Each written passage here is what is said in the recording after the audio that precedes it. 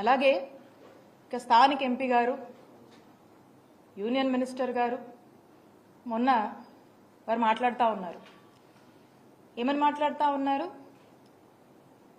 ఆరోగ్యశ్రీకి డబ్బులు లేవని, పేషెంట్లకు వైద్యం అందించలేమని,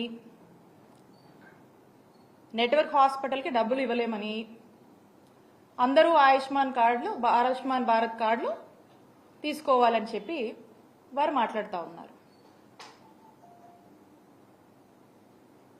అసలు ఇక్కడ నాకు ఒక అనుమానం అనిపిస్తూ ఉంది.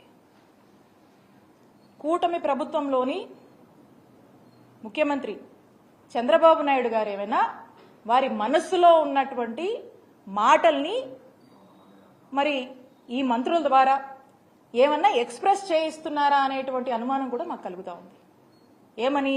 హెల్త్ వాళ్ళకంత ప్రయారిటీ కాదని, మరి ఆరోగ్యశ్రీని ఏమైనా వైండప్ చేస్తున్నారనేటువంటి ఒక అనుమానం కూడా మనకు కలుగుతూ ఉంది. ఆయుష్మాన్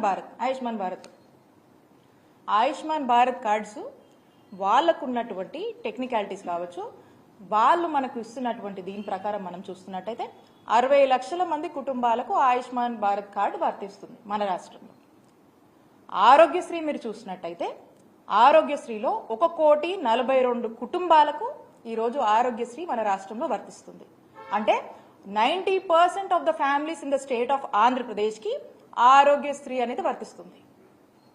మరి 60 లక్షల మందికే వర్తించేటువంటి ఆయుష్మాన్ భారత్ కార్డ్స్ని అందరూ తీసుకోవాలి, దాన్నే వాడుకోవాలంటే 60 లక్షల మందికే వర్తించేటువంటి ఈ ఆయుష్మాన్ భారత్ కార్డ్స్ మరి మిగతా వాళ్ళ పరిస్థితి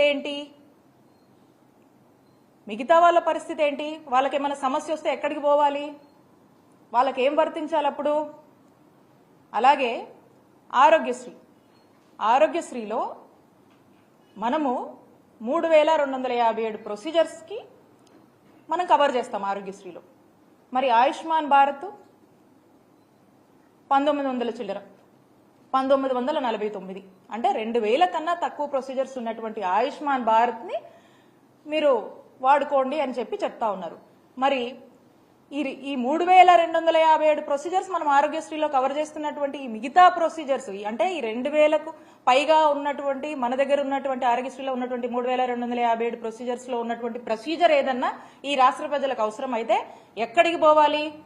ఎవరు బాధ్యత తీసుకుంటారు? ఎవరు బాధ్యత వహించాలి? అలానే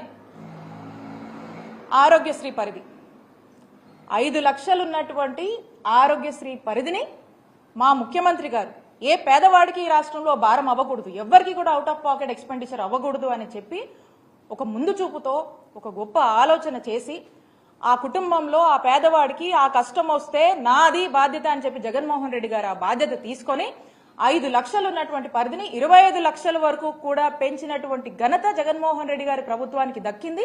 దాన్ని మేము అమలు చేశాం. మరి ఈ రోజున ఆయుష్మాన్ భారత్ మీరు చూసినట్టయితే 5 లక్షల వరకే ఇస్తుంది లిమిట్. మరి ఏదైనా ఒక ప్రజలకి ఆ ప్రొసీజర్కి లిమిట్ ఎక్సీడ్ అయితే 5 లక్షల కన్నా మించి ఎక్సీడ్ అయితే ఎక్కడికి పోవాలి? ఎవరిని అడగాలి? ఎవరు బాధ్యత తీసుకుంటారు?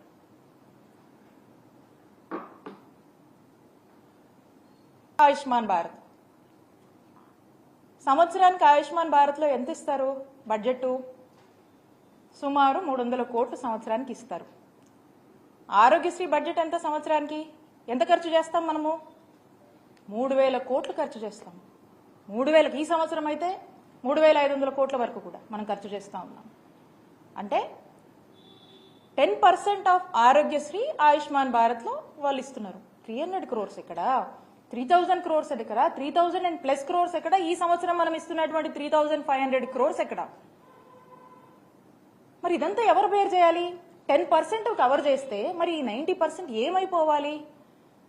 ఈ ప్రజలు ఏమైపోవాలి? ఈ ప్రజల యొక్క హెల్త్ ఏదైనా ఇబ్బందులు వస్తే వాళ్ళ ఆరోగ్య బాధ్యత ఎవరు తీసుకుంటారు? తీసుకోవాల్సిన బాధ్యత ఎవరి మీద ఉంది? ఆ బాధ్యత మీది కాదా? ప్రభుత్వంగా ఆ బాధ్యత మీది కాదా? ఆ బాధ్యత ఖచ్చితంగా మీదే. కోవిడ్ లాంటి సిచ్యువేషన్లో అనేక ఇష్యూస్ ఉన్న, అనేక క్రైసిస్ నడుస్తున్నటువంటి సమయంలో కోవిడ్ని కూడా ఆరోగ్యశ్రీలోకి పరిధిలోకి తీసుకొచ్చినటువంటి ఘనత జగన్మోహన్ రెడ్డి గారికి దక్కుతుంది. దేశమంతా కూడా ఈ పాండమిక్ వల్ల అనేక ఇబ్బందులు పడుతున్నప్పుడు కూడా మన రాష్ట్రంలోని ప్రజల్ని కంటికి రెప్పలా కాపాడుకున్నటువంటి నాయకత్వం వహించినటువంటి నాయకుడిగా జగన్మోహన్ రెడ్డి గారికి ఈ రాష్ట్ర ప్రజల్లో ఆ యొక్క గుర్తింపు ఉంది.